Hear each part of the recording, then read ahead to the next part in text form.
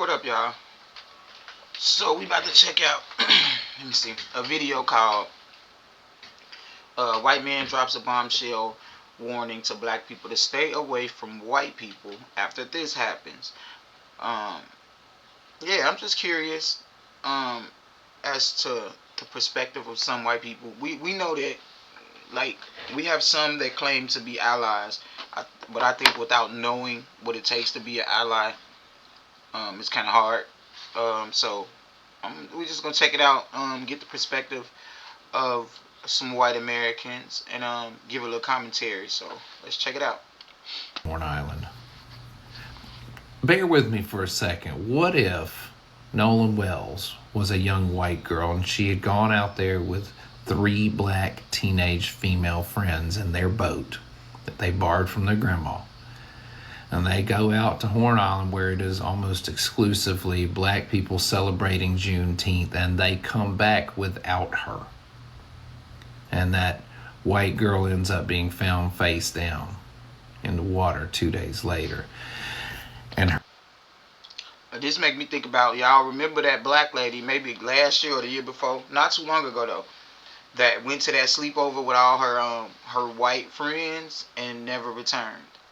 And to this day, nobody was ever charged with anything happening to that woman. I think they tried to say she jumped off of a balcony or something like that. Which, come on now.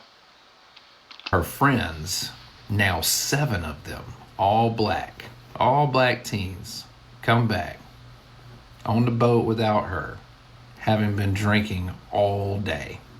And I would guess that the toxicology report would show that they were doing a lot more than drinking. That's just how it is these days. Do you think that 3.5 weeks after that incident, we wouldn't have a single arrest and the autopsy report would not be released yet? Of course not. 3.5 hours And wouldn't do have you went know by. why not? 3.5 weeks. 3.5 weeks. I don't know. This makes me so angry. And Nolan Wells is somebody's child, and it's messed up because I feel like in this country, black people not even allowed to be kids. Like our kids are not even looked at as kids, and it's disgusting. And to see so many people just walk around blind, I feel like the people that walk around blind in our community, in our hoods, they are the reason that a lot of us get stereotyped. And then what happens to the people that's being stereotyped? They just get caught up in the wrath. They get treated like this. Because the system of white supremacy is protecting these boys' image in the public. Yeah. Because if they do end up getting charged, the people that are going to decide whether they're guilty or not are watching the nightly news. And if they see them get arrested for underage drinking, which the cops could have already done, Could have been done. it tarnishes their reputation. If they see them get arrested for operating a boat while drinking, which they could have already. And then they were all under 21 except for old Bart. So if the roles was reversed, whoever bought that liquor, if it was black people, that's what I mean by if the roles were reversed. Whoever bought that liquor for them underage people would have been the first person in custody, the first person they trying to get to roll, the first person they trying to get to tail. Like, that's a fact. That's how that would have went.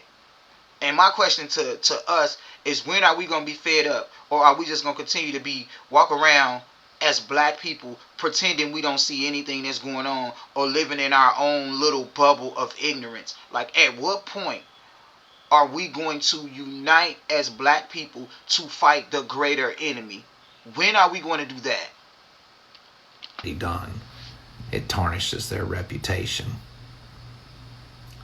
But if it was a boat full of black teenagers drinking, operating a boat, and leaving their white friend face down in the surf, you can bet your ass that we would have already seen mugshots Hell yeah. all over the television Hell yeah. to condition the jury to prepare them Yep. to return a guilty verdict. Playing on iPhone? Now you can play Unlocked on PC with Google Play Games. This is horrible to say, but black people don't hang out with groups of white people on your own. Whether it's on a boat, at a party, at a slumber party with a bunch of your friends, just don't do it alone. Unfortunately, That's the lady I'm talking about, right there, next to the this picture up on the screen. That black lady, you look out of place. I don't even know why you went to a sleepover with them.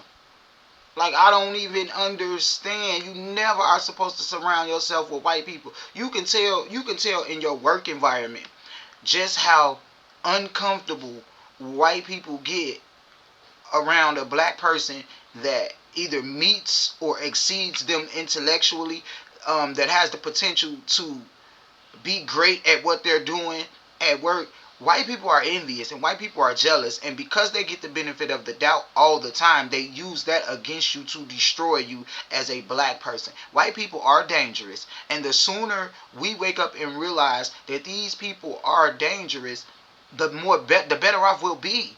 Like, they colonized us. We did not colonize them. And when people realize that we didn't come from Africa, that we were already here, and that these same people are descendants of the very people who colonized us, killed us, and did everything else, why would that blood not be running strong through their veins, bro? We gotta stop it. We gotta stop it. you gotta hang out in groups because there are some bad people out there. There are some not bad people out there, but number one is your safety. And just don't do it. And who cares if it hurts somebody's feelings? And it, like I said, this is. Now I gotta say,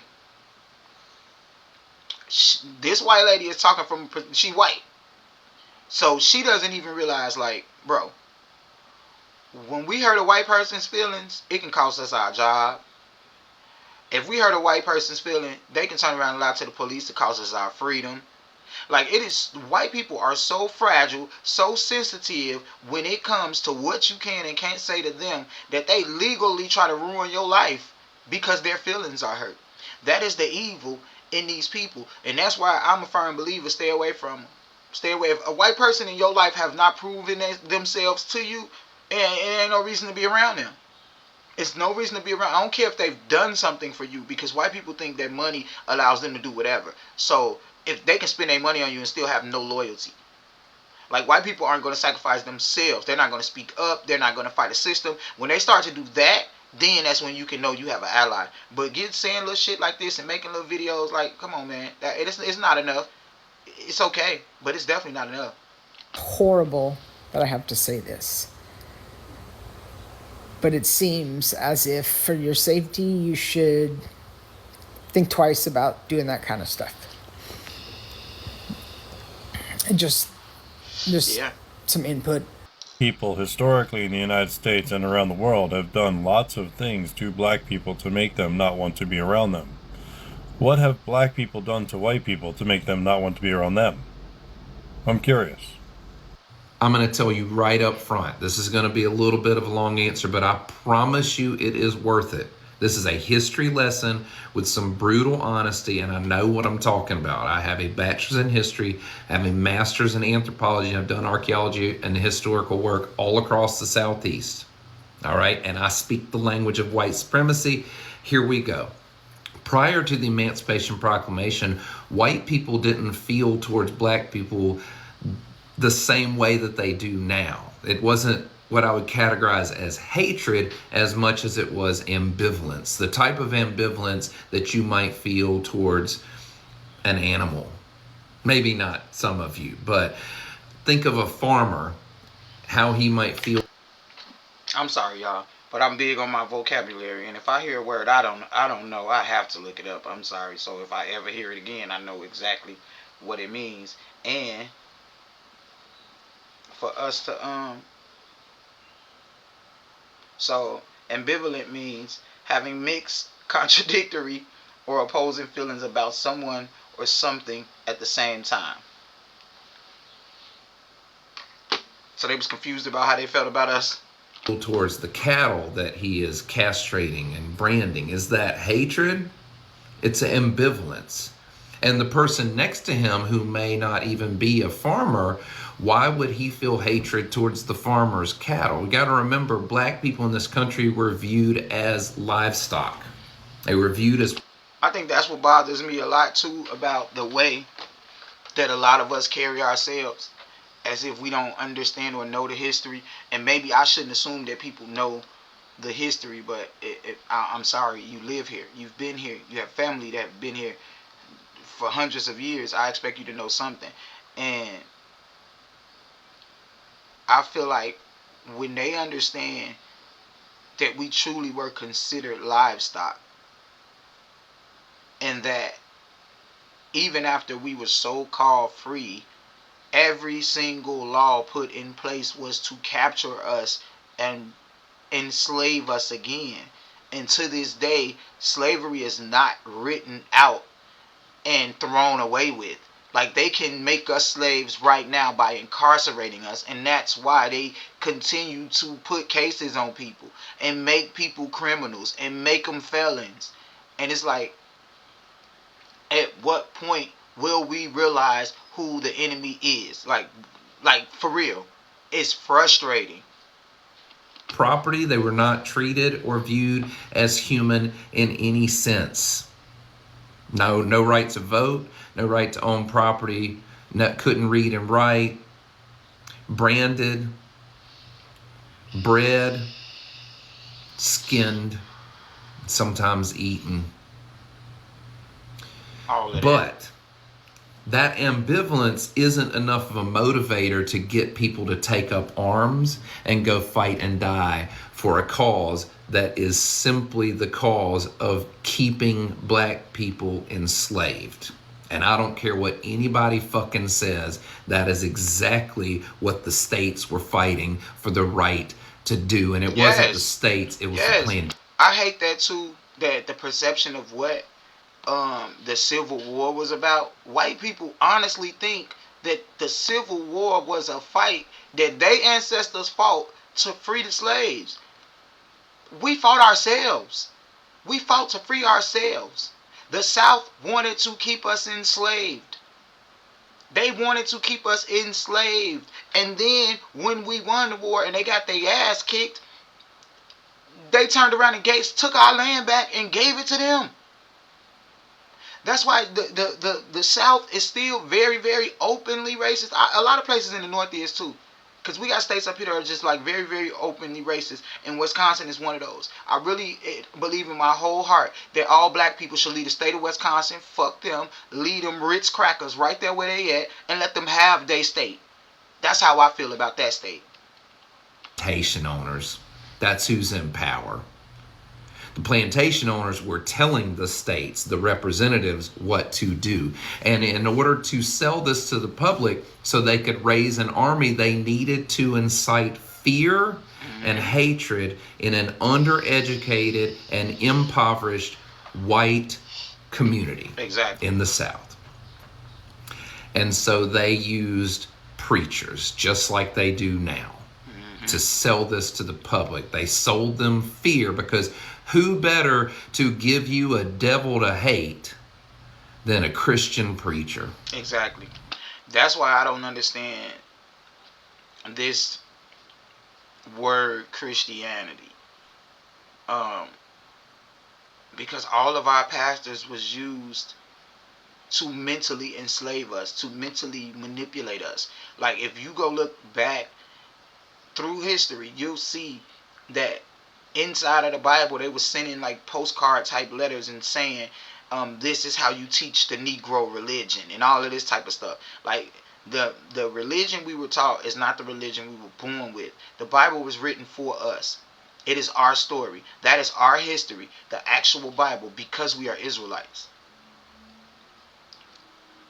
All these fake identities and everything they're trying to give us is to erase or hide the fact that we're Israelites. And I think that when we realize that, and then you read that Bible and you pray on that Bible, you will get the wisdom and understanding that you're supposed to get. You will understand the power that we have, instead of living the way that we living and doing the things that we doing to try to have a proximity to white people. Like, they're the devil, literally. And so we have documented examples of this. Preachers across the South preaching to congregations that if black people were freed, they would rise up and revolt. They would burn down all the cities in the South. They would kill white people and grape white women. Don't let your 3D character just sit there. Hi 3D's auto character split changes that. And when given a devil to fear, ignorant, undereducated, poor white people will latch on to Exactly. it. And they still doing They it. will not only go and fight and die for that cause, they will pay you for the information. They will tithe the preacher, then go home, put on their boots, grab their rifle, and go out and die so that a plantation owner can continue to have free labor. That's how stupid my ancestors were. That's how stupid white people's ancestors were that fought in the Confederacy. They still stupid now. And that's how they learned to hate. They learned to hate because plantation owners needed an army and politicians helped them with the preachers to sell a narrative of hate, to give them a devil to hate. And it permeates so much today that white people still won't go into black spaces, even if the party that's happening looks fun as shit. Let me give you an example of that. Every year, twice a year, HBCU teams have rivalry games at Lad People Stadium right here in Mobile, Alabama. And we love marching bands, and we love football, and we love Saturday nights in the fall under beautiful Alabama sky. But you will hardly find a white person in that place, despite the incredible food in the parking lot. And yet, these, I ain't gonna even call them Ritz crackers. They more like saltine crackers. These saltine crackers continue to, number one, say that racism doesn't exist, and number two, while being racist. It just all makes no sense. It makes no sense at all. The vibes and the dancing and the music inside the world-class marching band music in the home of Mardi Gras, where we love marching bands so much that we call the parades the Boom Boom. We named Mardi Gras after the bass drum in the marching band, and white people will not go to that event. Do you know why? Because they are fearful. That's where the devils are, in that stadium. How are they fearful and we have no power? How are they fearful and history shows that the devil has always been them? Like, what are they afraid of? That we might defend ourselves? That we might not back down? That we might fight back? Or that we might call them just what they are, racist, white supremacists? Like, what is this fear? We don't have the power to take anything away from them.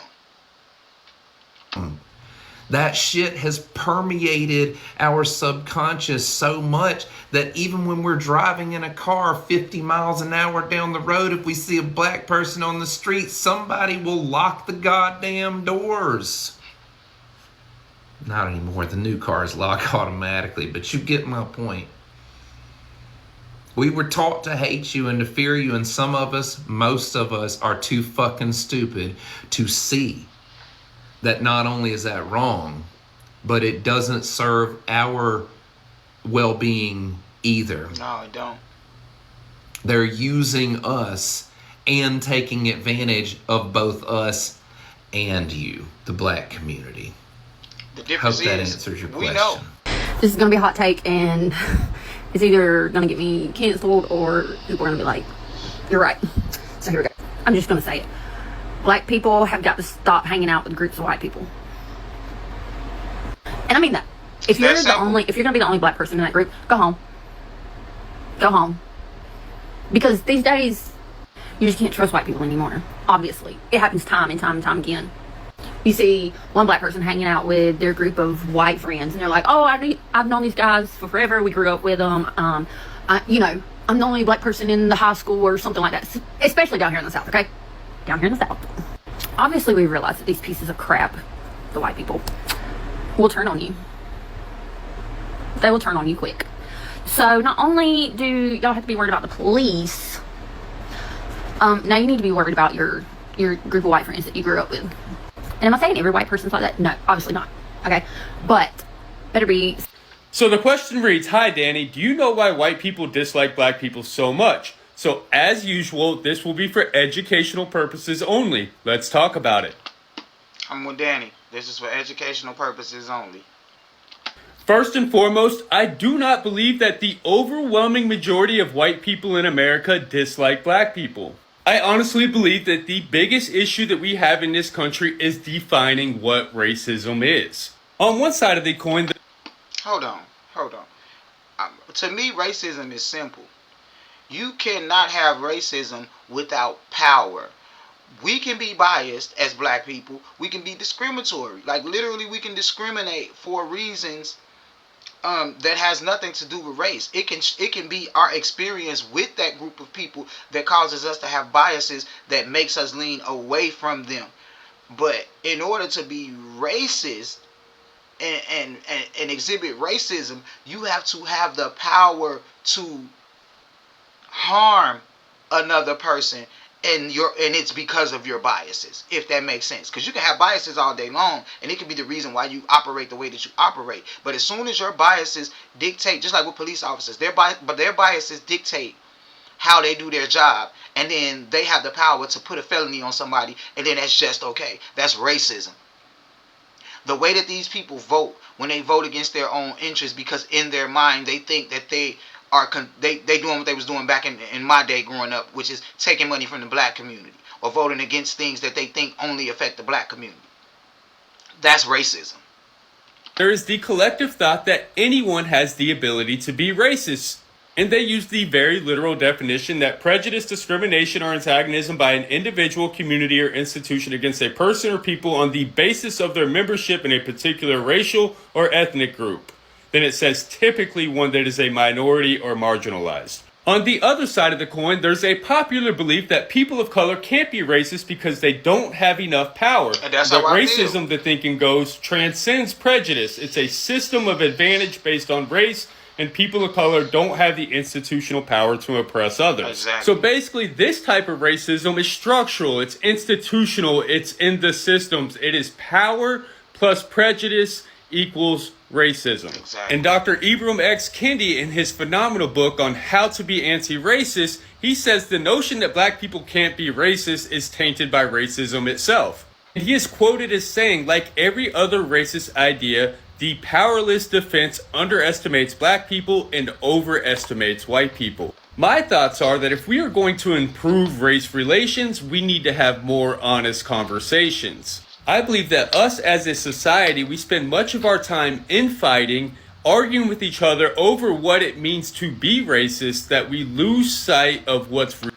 I think we spend a lot of time arguing with white people because you're just not that smart. White people do not have common sense. White people don't question anything, and we know this. Like, as a black child growing up in school, you question the things that you learn. You don't just take what they say and then that's just it. That's why when we grew up, we knew that Christopher Columbus did not discover America in 1492. We know that even though we were taught that. We put that on the test because we know that that was the curriculum. But then you go home and you're told by your family, Christopher Columbus ain't discovered no damn America.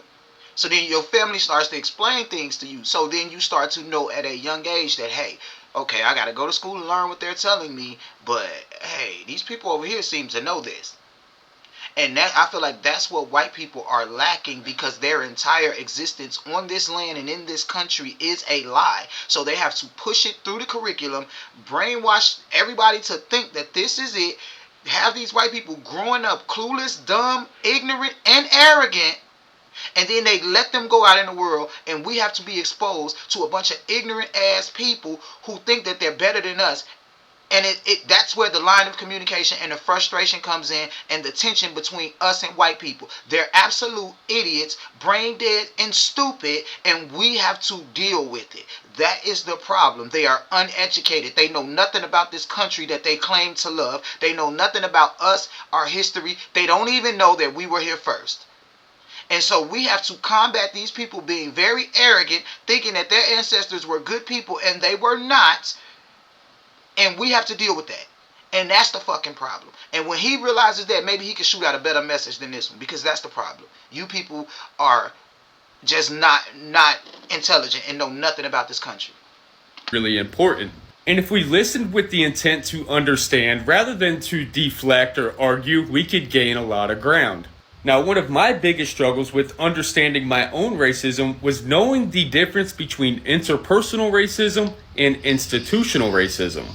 I thought because I wasn't running around calling black people the N-word, I had black friends, I had friends who had biracial kids, that it was impossible for me to be racist because I got along with black people.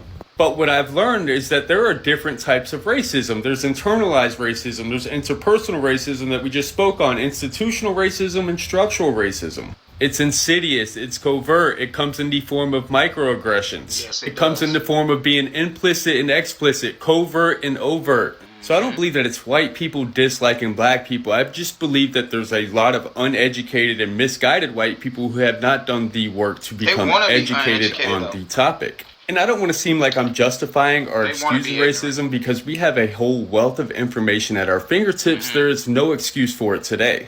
So my message to people would be to stop taking it so personal. When we talk about racism, it's not to attack your character, but it is to attack your education, your thoughts, and your ideas. Understand that we still uphold a constitution that was written by slave owners. We had the abolishment of slavery except when punishment for a crime. We still have legalized slavery written into our constitution by way of the 13th Amendment. And think about it. In 2022, we still had states that had slavery on the ballot. Alabama, Oregon, Tennessee, and Vermont all voted to end the exception, end the exemptions for slavery as punishment for a crime. And states like Louisiana rejected it. And you know why? Because it would cause them to lose a whole bunch of money.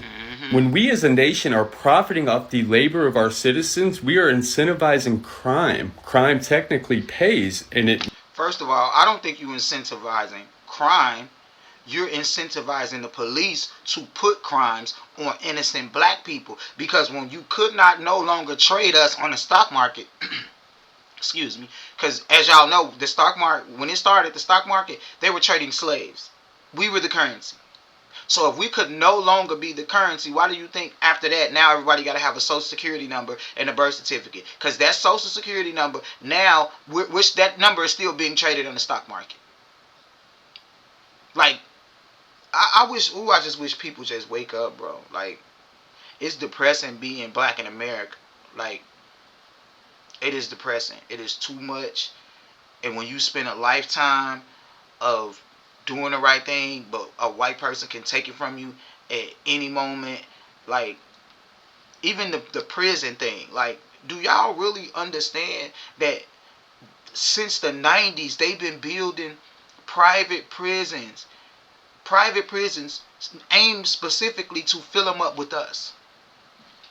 And ain't nobody fighting against it. Ain't nobody voting against it. Niggas is just really out here still doing the same thing as if they don't understand how powerful their voice and their vote is and how needed it is to change the very situations that they're living in. Makes sense to create a prison industrial complex in which we have 2 million prisoners in the United States. And as a country, black incarceration rates are dropping, but we still have a lot of work to do. 1,807 black men per 100,000 were held in state or federal prisons during 2021. It was 324 white men. And at the height of mass incarceration, it was estimated that 1 in 3 black males, while 1 in 17 white males, and it was 1 in 6 Hispanic males, would be incarcerated during their lifetime or become convicted felons. And in my opinion, our criminal justice system is the epicenter of systemic or institutional. It is. It is. I'm so irritated because that that man we call a president, the man that those people voted for, bro, he talks so bad about Chicago all the time. And I just want to know, why ain't nobody filming all these white prostitutes up the street from my house? I mean, you can't drive up the street without white hookers everywhere. So why is it when he talks about Chicago, he not talking about all these white prostitutes and these white drug addicts that outnumber the black people in our community? I'm a videotape. I'm gonna drop a clip of all these white hookers and white drug addicts around my crib, and you're not gonna even see that many blacks. You're gonna see a bunch of white women out here selling themselves and doing drugs. And yet, when they talk about Chicago, they try to blame us. They try to blame us. Racism in America. But it's all throughout our systems. It's in our housing, it's in our banking, it's in our education, it's in our voting, the way we do democracy, healthcare, the list goes on. And if we as white people aren't working together, standing in solidarity collectively to dismantle this, we are by default being racist. Yes. And of course, you're going to have the group of people that scream it's personal accountability, it's the family dynamics, it's the culture. And me personally, I don't believe personal accountability and advocating for a better system are mutually exclusive ideas. Both can be true at the same time. And there's this common misconception that white people today have to pay for the sins of our ancestors and that white people owe black people, and that's just not the case. The United States government committed these egregious acts against black Americans. It is our responsibility to hold the government accountable if we believe in justice like we say we do. And Brian Stevenson said it best, in the United States, wealth, not culpability, shapes justice. And this is why classism and racism are so closely related. What group of people has been robbed of the most generational wealth? So I may be a little naive, but as always, I want to believe in the goodness of humanity. There aren't a lot of white people who just flat out dislike black people, and the ones who are explicitly racist are not the ones that we have to worry about. It is the well-intentioned, God-fearing, family-loving, hard-working, tax-paying, community-serving, everyday white person that we have to worry about because they walk through this life unaffected. Exactly. And it's business as usual. Exactly. Also, in the beginning of the pod, I want to do a little message for our white cousins. Hey, maybe sit this one out. This is not the one for you guys. No, let the white people listen and learn. White people, I do not hate you. I have nothing against you. What do you need? But I am 100% unapologetically and unequivocally committed to the liberation, salvation, and destiny of blacks. I have nothing against you, but I'm for my own. And we can't be friends. I'm for my own too. Black people can have a white friend. If white privilege dictates unfair monopolization of power and privilege, how could a white person ever be your friend if their survival depends on your marginalization? Mm. In other words, does the white friend of a black person want to give up their white privilege to be your friend? Yep. No. There's not a white person on. There you go. Hell no. Can you think of any white person that would give up white privilege to be your friend? Fuck that. To add to that, I couldn't imagine being born white and not feeling like I was better than. Thank you. That's just the truth. And I hate when I have that conversation with people and they like kind of confused about it. It's like, that's a fact, because they are born and bred and groomed from the time they hit this earth to think that they are better than us. And at some point we gotta always remind them that they're not. Like, it's that simple. They are not God's people. That's why the sun don't even, come on now. These people are inferior. In every way, in every possible way, these people are inferior. But as long as they pull us as far away from who we are, they're going to continue to try to destiny swap with us. We have to treat these saltine crackers like the low-life Neanderthal mutants that they are. And we have to remind them that biologically, you're a mutant. Biologically, you're a Neanderthal. Like, we have to continuously remind these people that they are beneath us. Period. God made you that way. Inferior. And the N-word, I'm going to pull your damn fingers out. I was going to ask you that. How do you feel about the N-word? But you know what I didn't do? We got to stop using But guess what I didn't do? I never referred to you as not once. That's big for me. At the start of I think we got to stop using it, but it's tough. It's tough because we took a word that was meant to be negative, and for us, it is definitely a positive, and it really depends on how you throw it out there and how you use it. And I feel like because white people don't understand it, don't understand the context, because we can place it at any point in anything that we say, we can place it and it'll be in the right spot, and they don't get it. So I don't know, man. Like I have mixed feelings about it, because I know that it's a part of our language that we turned around and made for good. And the Bible teaches us that what the devil intends to be evil, God will turn that around and make it good. So I don't know. I think it's until I have clarity, until I prayed and God revealed to me, hey, stop using that word. I mean, I don't know. It's tough. The show. I'm taking one thing in that line. Zach said it too. Did I? Cut it out. So even though... Hey everybody, Professor Moore here. So recently I've been posting a lot of videos about one of the most upsetting and violent parts of American history, which is the lynching of black Americans by white mobs. And I've talked about the origins of the word lynching, the statistics we have on how many black Americans were lynched, and most recently I talked about who were the lynchers. Now I want to talk about one of the most difficult parts of this topic, which is that lynchings were not about the killing of an individual. Lynchings were about terrorizing the entire black community. And the main form that this terrorism took was by burning black Americans alive at the stake. Now, I definitely want to provide a trigger warning, because what I'm about to discuss is extremely violent and can be traumatizing. And believe me, I know how hard it is to hear this. Y'all heard them, trigger warning. But I'm going to let y'all know, white people are violent. The things they do are always violent. It takes a violent person to even be a racist. So prepare yourselves. For history, you probably didn't know. In history, I probably do know. And you probably know too. Information. After I gave my first lecture on lynching, when everyone left the room, I collapsed and just started bawling my eyes out. I had no idea how much this information had impacted me. However, I strongly believe that these are the type of stories that we have to keep telling and we have to remember, because there's people that are actively trying to erase this history. So before I started researching lynchings, I had this idea that lynchings were just public hangings. I had no idea that black Americans were being burned alive at the stake. We're still being lynched right now. It was a woman just found hanging from a tree, another black woman, probably a couple months ago, if it's been 2 months. Like, it has not left. It's still going on. And I wish we get up out of our bubble, like that little hood bubble of only caring about the world, how we see it right around us. I really wish we wake up, because it's going to be to our own detriment. Like, the hood hasn't changed in 20 years. The things people do in the hood hasn't changed in 20 years.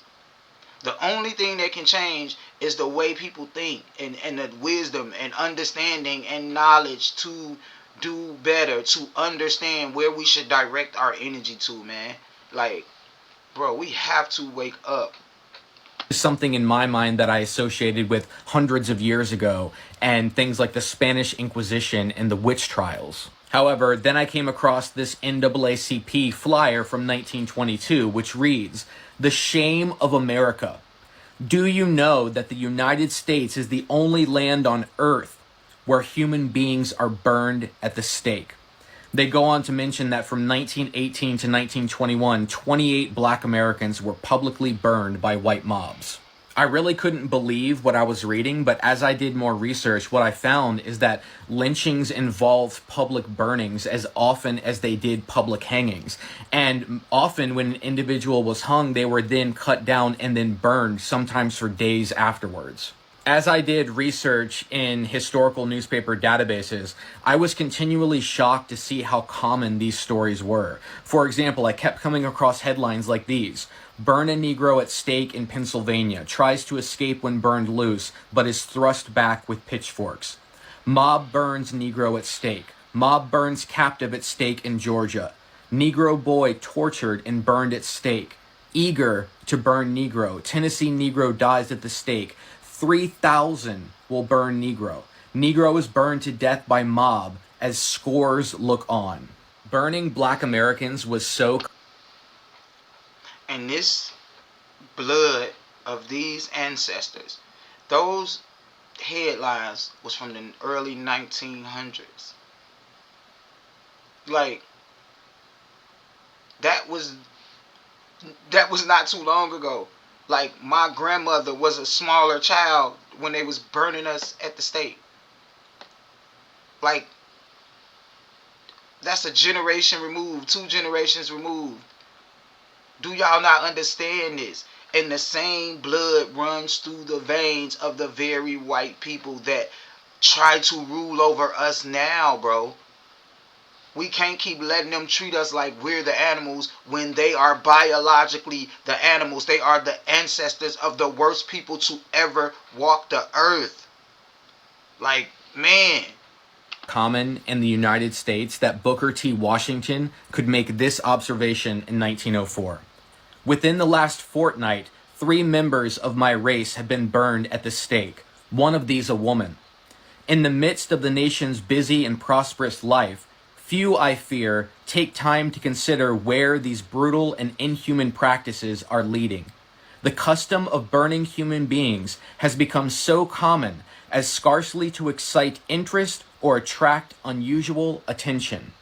As I continued to do research, what I found is that the burning of black Americans had become normalized into American life, and it's something that lasted for decades. Here's a headline from Arkansas in 1892, which reads, "A Negro burned alive, roasted alive in the presence of 1,000 people. The act of an Arkansas mob. Ed Coy protested his innocence. He was recognized by Mrs. Jewell. She applied the torch herself." Here's a headline from A evil white woman.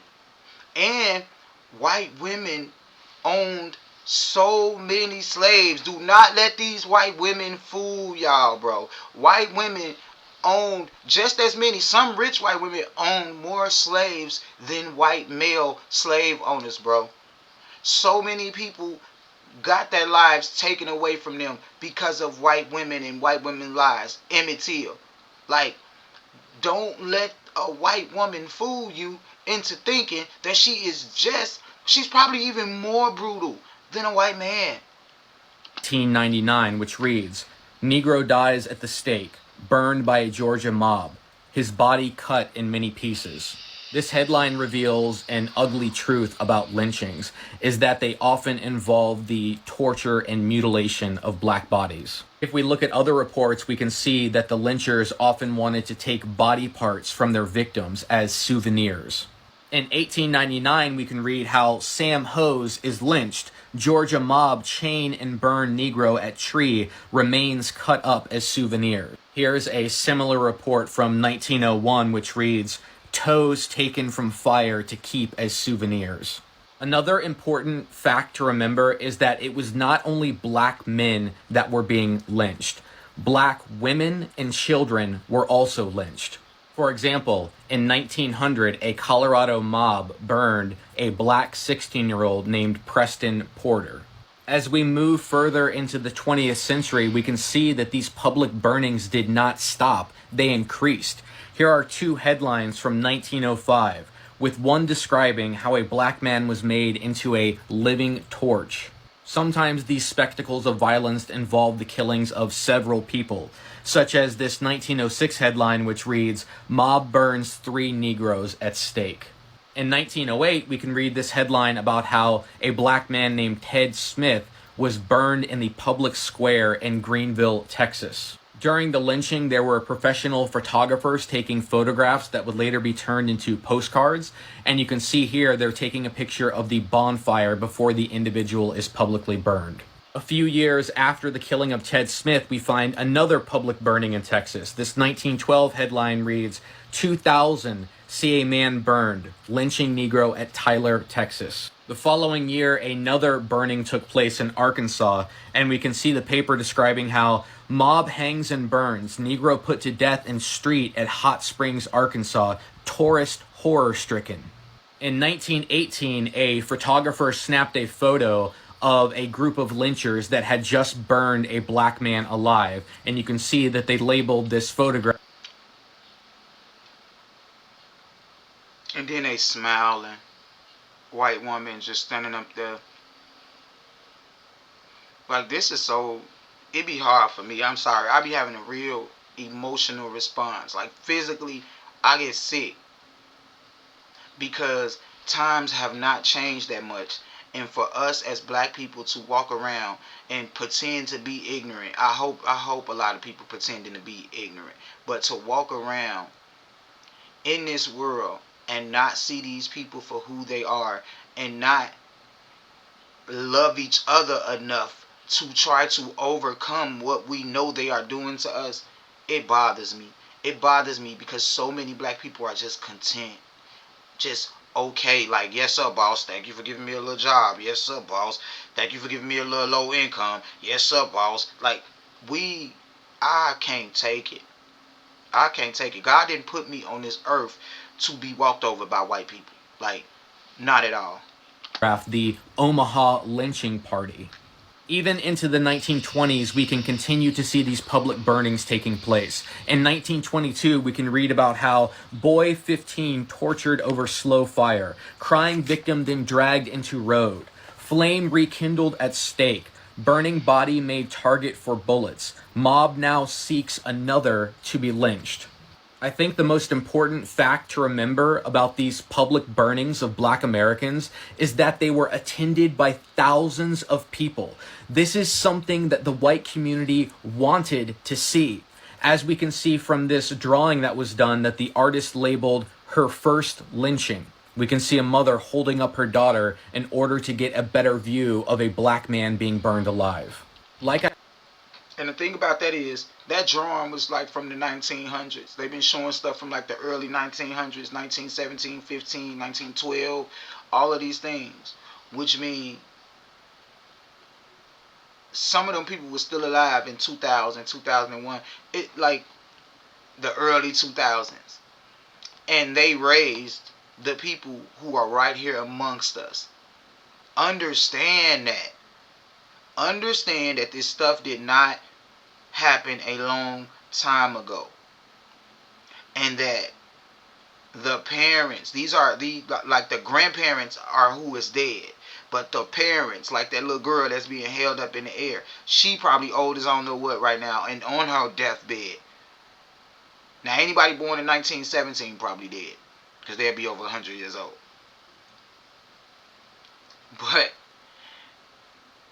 people from that time, the kids they raised, are still here passing down their racist traditions, y'all. That's why they still finding black people hanging from trees. That's why we're still being hunted by the police. That's why we still deal with white supremacy at work. We still deal with white supremacy online. We deal with white supremacy in politics. We got to do something about this.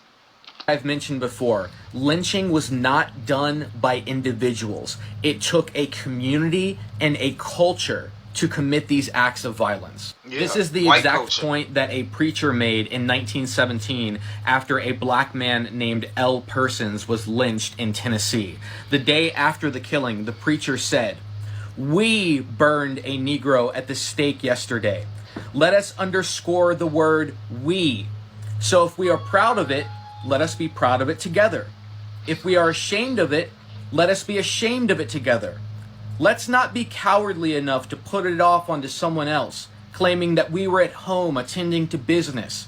Public opinion burned L. Persons, the minister of the gospel, the lawyer, the doctor, the newspaper editor, the man who talks to others on the street corner or the streetcar. He shared in it. That is, he did unless he protested. And there were few protests. The majority approved. The minority kept silent. And silence gives consent." Yes, it does. I firmly believe that if historians don't tell these stories and give an accurate representation of the American past, that silence is consent to the continuation of white supremacy and racism. These stories have to continue to be told because silence gives consent. I completely agree. And I feel like that will distinguish who is our allies and who is not. If you have white people in your life that are not standing up, voting the way that we vote, putting their body and their livelihood on the line for our freedom, for our rights, for the things that we've earned, then are they really allies, bro? I don't know. This video right here just, I don't know, it just gave me a headache. It just overwhelmed me. That's why I don't like to watch a lot of stuff on race, especially more than once in a day. I don't like to do it because it personally affects my life, and I know it personally affects so many others. So, man, thank y'all for checking this video out with me. Leave in the comments, how do you feel about the current state of this country and the amount of racism that actually exists?